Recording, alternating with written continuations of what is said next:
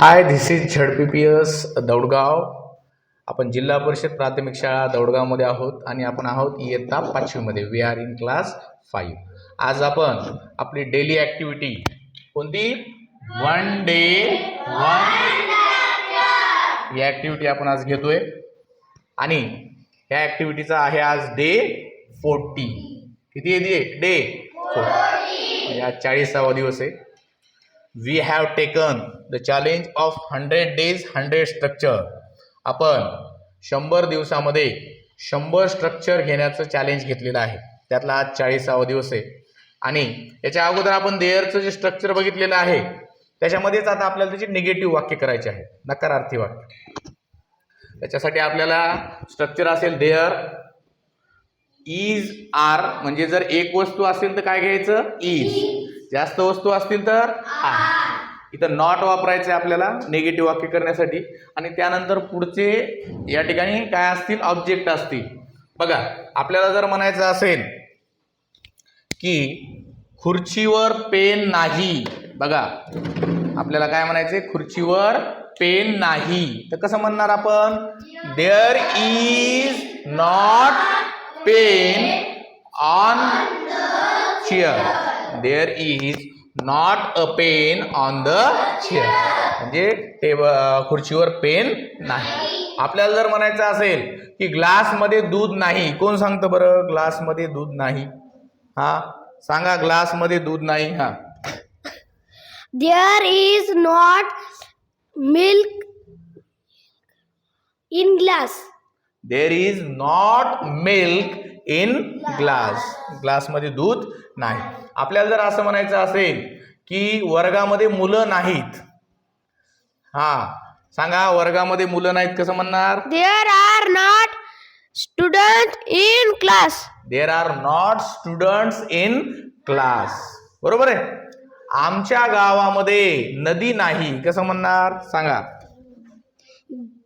There is not a river in village. In our village. There is not rivers in our village. हा, there is not river in our village. आपल्याला जर म्हणायचंय की तुझ्या शाळेमध्ये झाडं नाहीत, तुझ्या शाळेमध्ये झाडं नाहीत. सांगा, तुझ्या शाळेत झाडं नाहीत.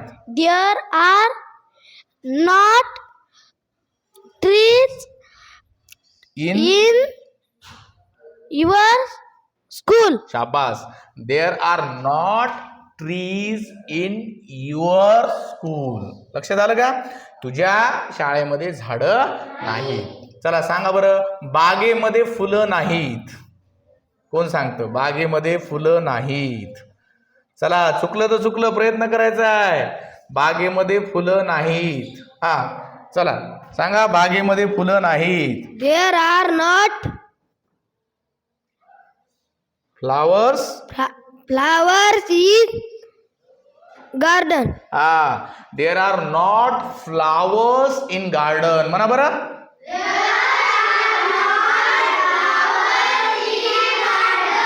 There are not flowers in garden. म्हणजे कशामध्ये? बागेमध्ये फुलं नाही.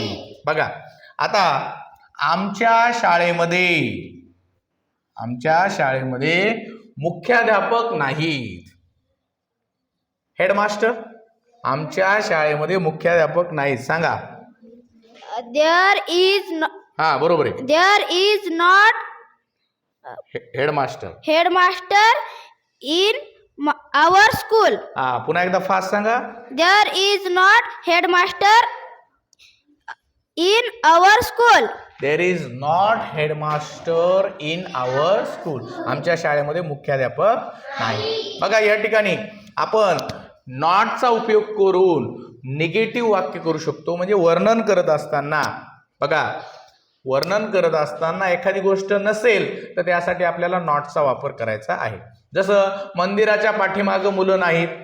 There are not boys behind the temple. म्हणा मोठ्यानं. Boys behind. ओके. आता असं म्हणा, असं कोण सांगते तेजस्विनीच्या शेतामध्ये म्हशी नाहीत.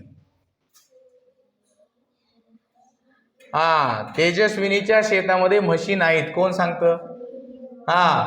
चुकू द्या, चुकलं तर चालतंय, प्रयत्न करायचा आहे. सांगा, तुम्ही सांगा. There is not buffaloes in Tejaswini. Tejaswini's Buffaloes. Farm. Farm. आता मग म्हशी आपण जास्त म्हणल्यावर इज येईल का आर येईल रे? मग आता एकदा बरोबर करून सांगा. There are not buffaloes in Tejaswini's farm. शाबास. There are not buffaloes in Tejaswini's farm. तेजस्विनीच्या शेतामध्ये म्हशी नाहीत. मग अशा पद्धतीचे भरपूर वाक्य करू शकतो आपण. आलं का लक्षात? समजलं का? तर आता तुम्हाला ह्या स्ट्रक्चरचा वापर करून 30 सेंटेन्स बनवायचे आहेत. This is the homework for you. आलं का लक्षात सगळ्यांच्या? Thank you so much for watching our video. Thank you.